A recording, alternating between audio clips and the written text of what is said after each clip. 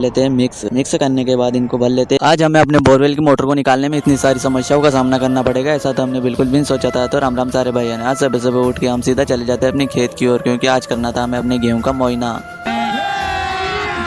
अभी मजा आएगा ना भिड़ो। गेहूं का मोइना करने के लिए हम मौसम का आनंद लेते लेते पहुंच जाते हैं खेत पे। रास्ते में हम देखते हैं कि हमारे रास्ते किसने बनाया ये मुजस्सिमा? किसने बनाया ये मुजस्सिमा?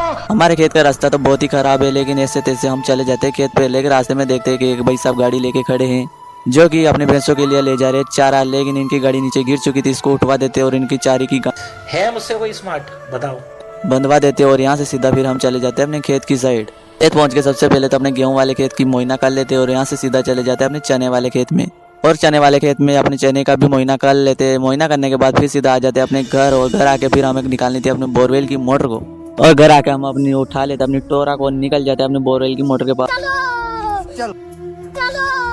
बोरवेल की मोटर के पास आके देखते हैं कि हमारी मोटर तो जाम पड़ी है, जिसको आज सही करने के लिए मिस्त्री साहब आ रहे हैं। हम बोरवेल की मोटर के पास आके देखते हैं कि यहाँ तो हमारे भाई साहब ने पूरी को खोल दिया, इसके सारे स्क्रू सब निकाल दिए।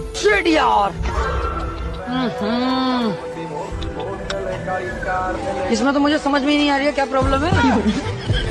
और इसका डीजल पिलाने के बाद इसको कर देते खड़ी और इसकी कर लेते केबल को लंबी, क्योंकि यहाँ से लाइट बहुत दूर है। और फिर इसमें बांध देते एक बांस की लकड़ी, और सब मित्रगण मिलकर इसको उठा लेते और इसको डालने लग जाते हैं बोरवेल में।